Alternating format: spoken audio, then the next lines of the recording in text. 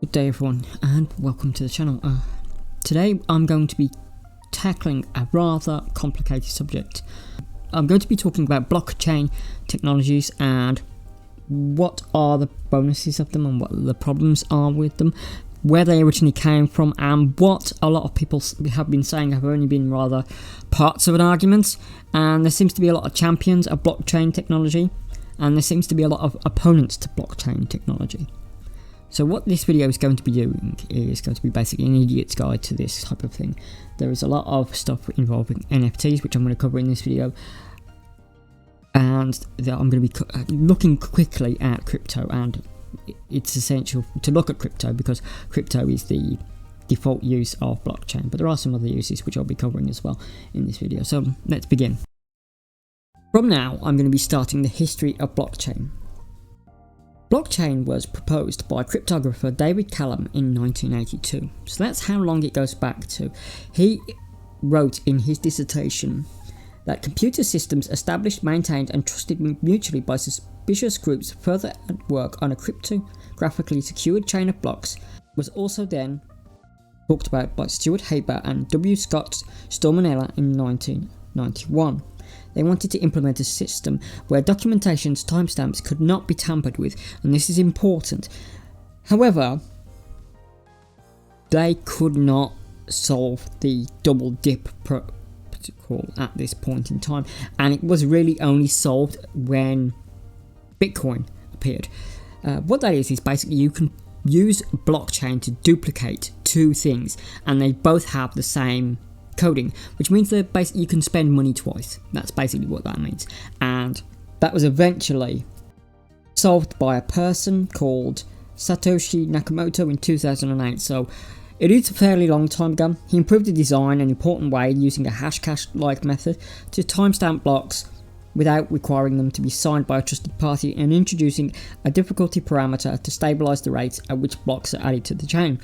What this means is blocks are created at certain time intervals, and those time intervals will authenticate the timestamps with other computers, and that is largely the issue with blockchain and its applications, which I'll come to in a moment.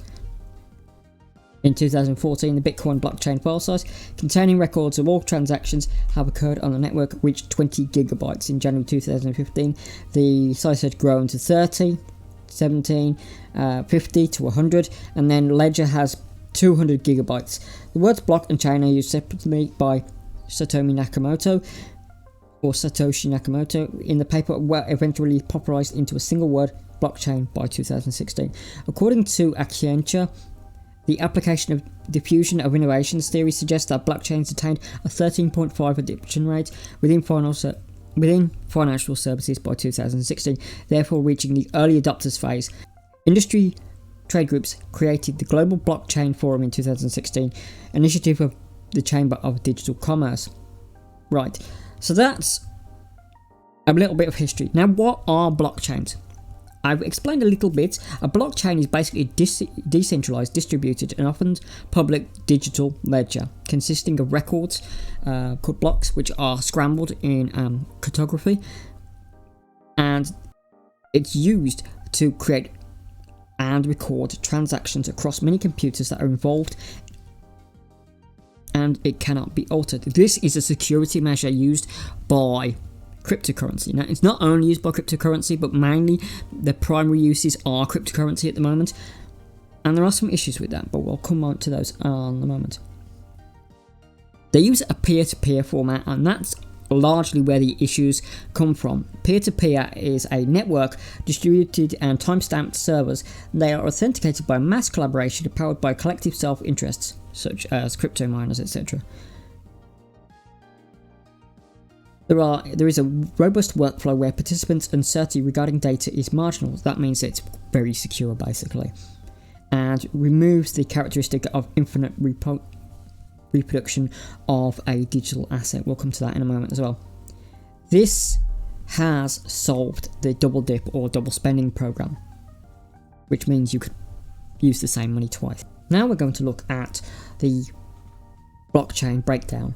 Logically, a blockchain can be divided into certain layers: the infrastructure, the hardware used to mine and create networking, the node discovery, the information propagation and verification, consensus, which is proof of work, which can be used as a sort of stock taking measure, and a proof of stake, which means this is you holding a certain amount in a digital wallet. The data, which is the blocks or the transactions, and the application, such as your digital wallet or its smart contract decentralized application. Blocks hold batches of valid transactions and are hashed and encoded into a Merklee tree. Each block contains a cryptographic hash. A Merklee tree is a tree in which every leaf/node is labeled with cryptographic hashes on a data block, and every node that is not a leaf or a branch in a node or inode is labeled with a coding called a cryptographic hash of the labels of its children. A hash tree grows an efficient and secure verification on a large data structure. A hash tree is general of a hash list and a hash chain. So there is a lot of terminology that I've tried to break down. Basically, all this means is that it can't be copied because it's encrypted, and those encryptions are carried when you have data miners, and they verify themselves constantly, so you can't alter a hash. Now, NFTs are slightly different, but because you can steal the hashes and claim ownership of them, which has happened several times by several people, but we'll come to NFTs at the moment. Block time. This means how the crypto is mined and how the records are produced. The block time for Ethereum is between 14 to 15 seconds, while Bitcoin it's about 10 minutes. This depends on how big and how valuable and how much coding is required to generate a new block. Ethereum is slightly less valuable than Bitcoin. Now, we're going to come to something called hard forks. Now, a hard fork is a rule change that allows software to validate the old rules, which will see the blocks produced according to new rules. In case of a hard fork, all nodes are meant to work together with the new rules, need to upgrade their software. So basically, if something needs upgrading, you don't have to get a new device, it will automatically upgrade. It's like when you update Steam or something like that. That's basically a very basic description, because this is more of an idiot's guide than a deep dive into this thing. Decentralization, basically, this is your peer-to-peer network. This is how blockchain works. This is how it's kept secure, because it's encoded and kept in basically a cloud format on multiple computers.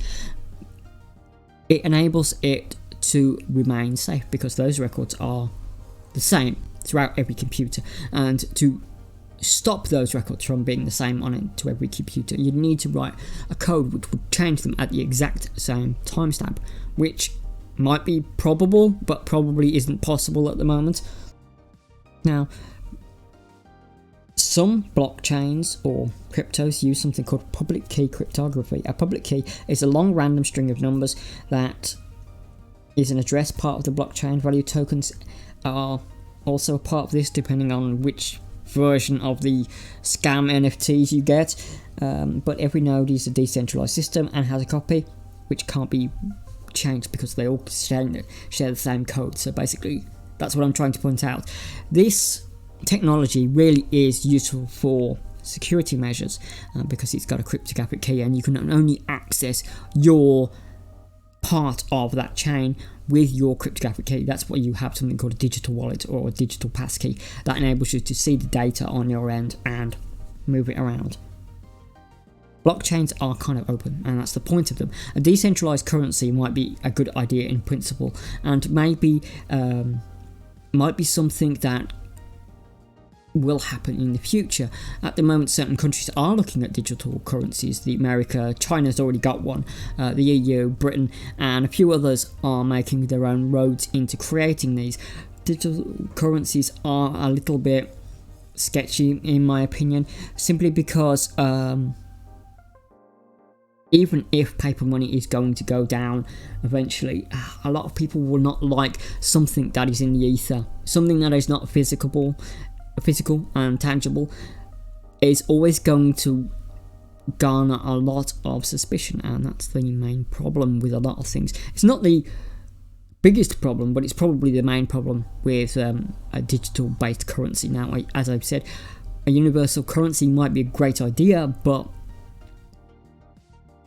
the problem with a lot of these cryptos is they are used on the dark web, and while America and other countries are starting to make headroads in trying to police it, a currency without regulation or some sort of oversight seems dangerous in some respects, and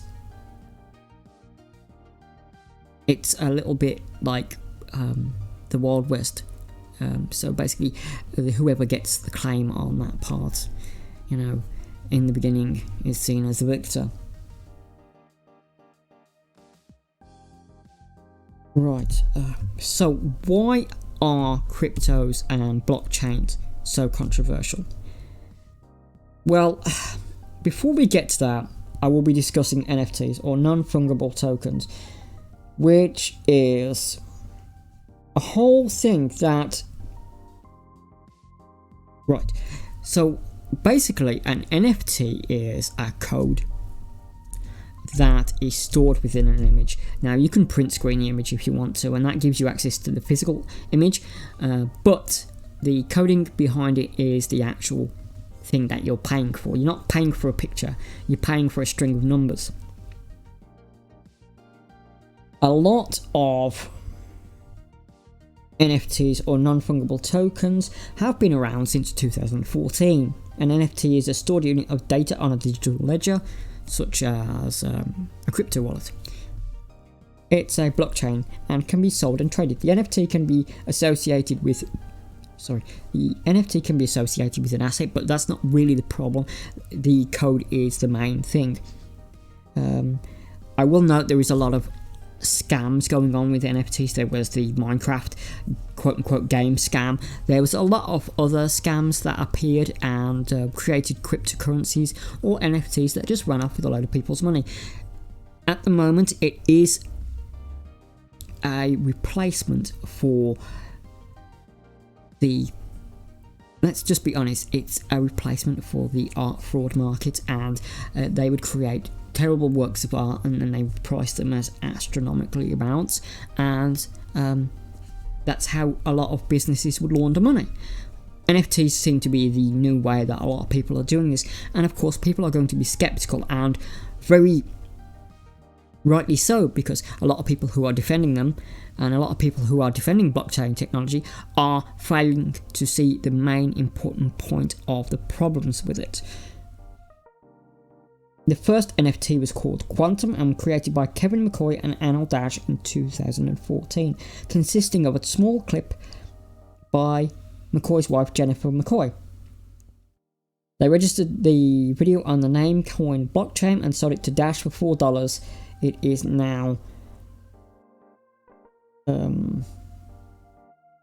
I believe it was available to view at the new museum in New York City. McCoy and Dash also referred to the technology as monetized graphics, which a lot of companies were already doing with skins for various games and things. So you could say that in some ways those skins are types of NFTs because you're paying for a digital asset that's basically a piece of code. In October 2015, the NFT project Ethereum was launched at DevCon 1 in London, Ethereum's first developer conference. 3 months later, after the Ethereum blockchain, most of Ethereum's 457 purchased and tradable hexagon tiles went unsold for more than 5 years. It is, again, a way to scam money out of people. And a lot of people who are defending blockchain and cryptocurrency are ignoring the main problems with it, and we're going to come to those right now.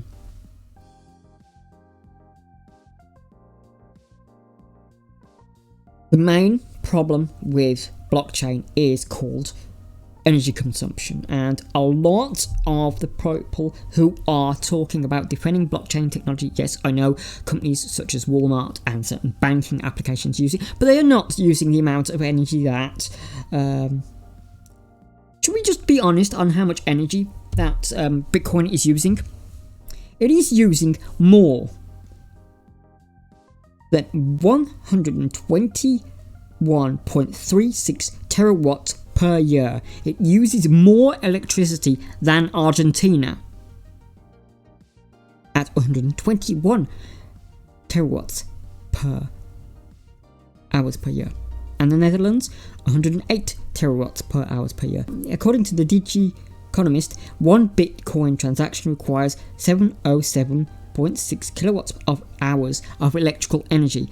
They are turning energy into money. This is okay because this has been a theory that has been put up before, and it's a theory that I largely agree with. You need energy to create anything, and the shift from money being silver backed or gold backed or future backed into an energy based trading system is something that's, I think, a good idea, because we use energy for everything, and if we could use energy to market things at quite, adequately, then I think that, while the prices might be stable, I think that using it as an energy-based economy system might be something that will happen in the future. It's been one of those things that I've been interested in and been looking at off and on for several years. So if you want me to talk about that more, then please leave a comment. A lot of people who are against Bitcoin are billionaires, but a lot of people who are pro Bitcoin and blockchain technology are billionaires in themselves. We got to look at Elon Musk, who was playing around with the crypto market for a while, but you also get people like Bill Gates who are against it, even though he's a billionaire and probably one of the original people that has caused this issue. The amount of money that's wasted on chips for computers that are dead is astronomical, let's put it that way.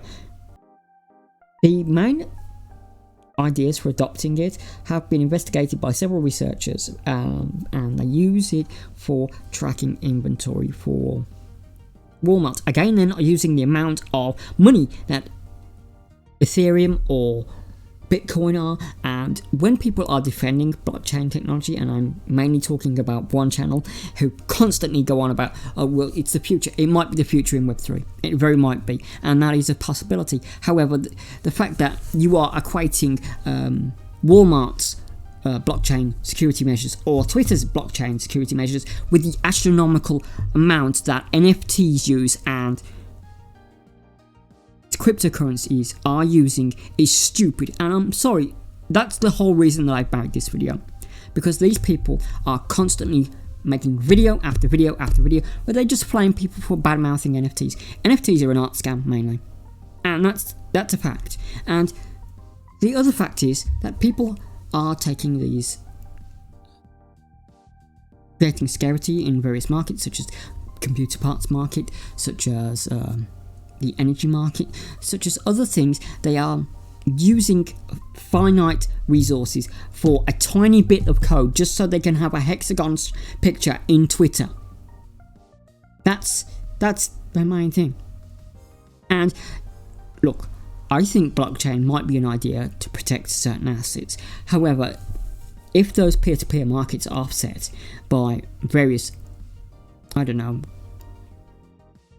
carbon offset plans, maybe it would be better, but at the moment they're not, and until they are, I think people are perfectly valid to be anti-crypto, to be anti-blockchain, and to be very skeptical on blockchain technologies. Yes, it's not going away, yes, it's going to be part of Web3, you're perfectly reasonably and right about that, but you are wrong to call people hypocrites when they say they have energy concerns, because the energy concerns that blockchain security, again I'm saying this twice because I think that the people who might view this video and might be seeing me as pro-blockchain when I'm not, or anti-blockchain where I kind of am, but simply because of the energy amount, you are always going to be on a side in this argument. Until Bitcoin, until Ethereum, until the others, Dogecoin or whatever, and these non-fungible tokens that just give you a pretty picture are offsetting their energy usage in some way, I think people have the right to complain about them. And Walmart and other companies, sure, they're using it. They are. Twitter's using it, sure. But I hope that maybe someone will see this video and they will think to themselves, well, I won't buy that stupid picture, or they'll say to themselves, oh, maybe I'll write to Walmart and ask them how they're going to offset their blockchain technologies, or Twitter or whatever. And that's all really I wanted to do, because there's a lot of people who are talking about it and seem to know very little. Now, this is just scratching the surface of this topic, and I'm rather an amateur at this. I'm not pro cryptocurrency. I think it's too dangerous at the moment. There are certain countries that want to ban it. My country is looking at creating one. Britain is looking at creating one, which is amazingly stupid. But then again, we've got an individual who created one of the largest market crashes in recent history running our books. So yeah. So there we go. That's just a Goblin's guide to cryptocurrency, blockchain, and the like. If you like this video, give it a like. If you didn't like it, well, you can tell me that I'm a scumbag in the comments or something like that. But I've been Trix and you've been all up you. Thank you all for your time, and we will resume our normal programming. So thank you and bye.